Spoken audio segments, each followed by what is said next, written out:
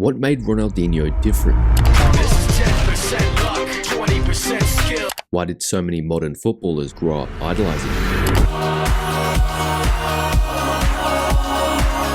Why is he considered by some to be the greatest of all time, despite not having the longevity to back it up? Let's find out. Like every great footballing story, it begins in Brazil. Now, it's a popular stereotype that all Brazilians are gifted with some level of footballing ability, and in the case of a young Ronaldo de Assis Moreira, not only was this true, but his natural footballing genetics would have broken the scale. Sempre que eu me lembro da minha infância, sempre com a bola de futebol, então a minha vida toda foi com a bola de futebol. His skills were so advanced that he would be moved up the age groups to play football. This is where he earned the nickname Ronaldinho, as Inho is added to a name to emphasize smallness, shortness, and youth, but that only made him shine even brighter. Deus me deu dom e eu treinei muito, então eu ficava muito tempo com a bola de futebol, então devido a todo esse tempo que eu ficava com a bola, eu tinha mais facilidade que os outros. He was a wizard on the futsal pitch as a youngster, and it was the perfect stage for him to master his skills and hone his close control. His first brush with the media came at the age of 13, when he scored all 23 goals in a 23-0 victory against a local team.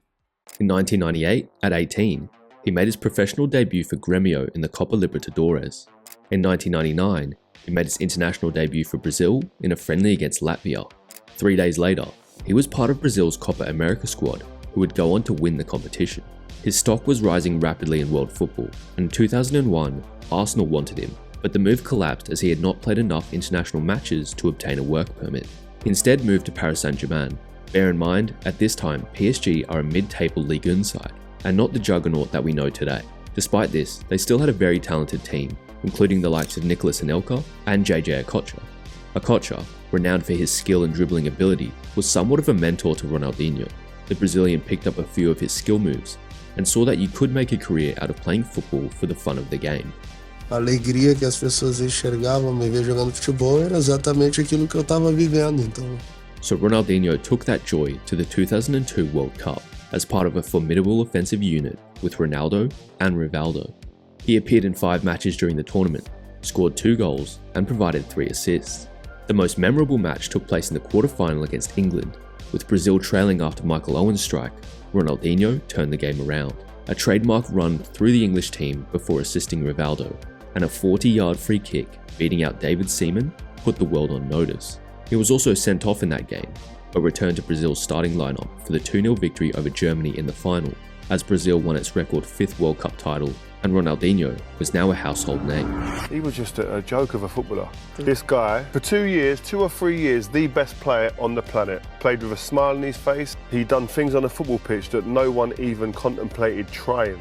Back in Paris, he felt he was stagnating and wanted a taste of European football, and as it turned out, both Manchester United and Barcelona were racing to sign him.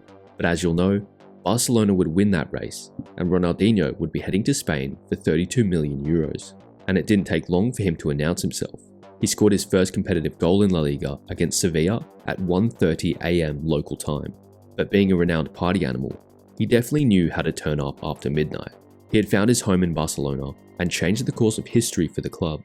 In his second season, he won his first FIFA World Player of the Year award as Barcelona won the 2004-05 La Liga title. Not only was he effective, but he was also incredibly entertaining, with Barcelona captain Carlos Puyol saying, "He has made us smile again."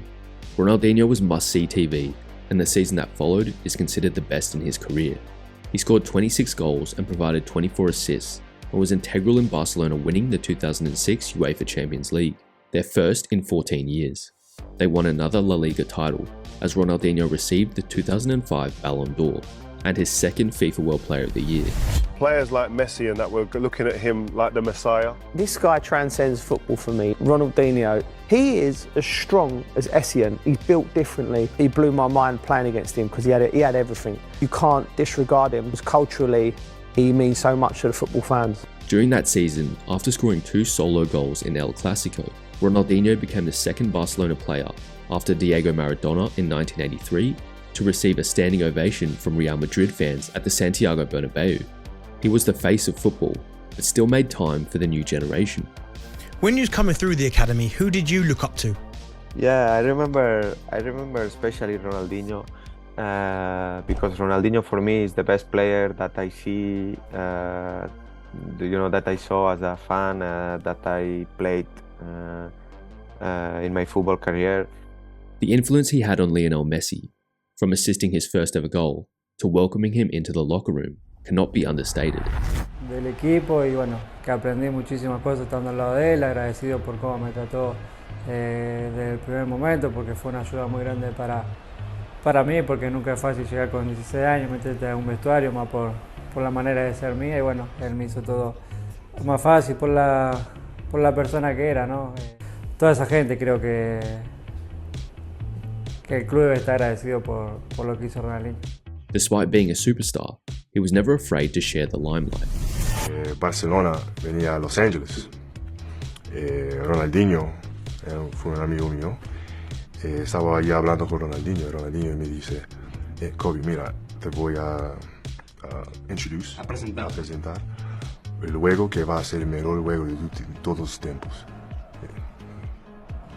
Tú eres el mejor jugador. Él me dice, no, esto aquí va a ser el mejor. Fui Lionel Messi, tenía solamente 17 años.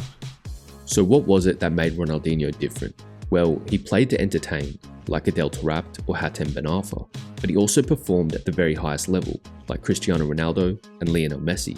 The only two players that come to mind that are close to Ronaldinho are his predecessor JJ Okocha and his successor Neymar. Okocha was a great entertainer and Neymar was in Ballon d'Or conversations, but Ronaldinho was different. Champions League, Copa America, World Cup, Ballon d'Or, correct? Yeah. In Ronaldinho. I mean, and Neymar won Champions League to match it. Despite not being at the top for long, the timing of his prime couldn't have been better. You see, 2005 was not just the year that Ronaldinho won the Ballon d'Or, it was also the year that YouTube.com went live. And from the very beginning, some of the most popular videos on the site were Ronaldinho's crossbar challenge and many of his skill compilations. It may seem trivial, but I truly believe Ronaldinho's legacy and influence was greatly impacted by YouTube. Everyone in the world with access to the internet can now see what a man could do with a football, and it's no surprise the current generation of players idolize him over any other player. My favorite player growing up was Ronaldinho. Ronaldinho. My footballing idol was Ronaldinho. Did you used to spend time watching like YouTube content and stuff? Yeah, I used to watch loads of YouTube videos of him. I still do, to be honest, before my games.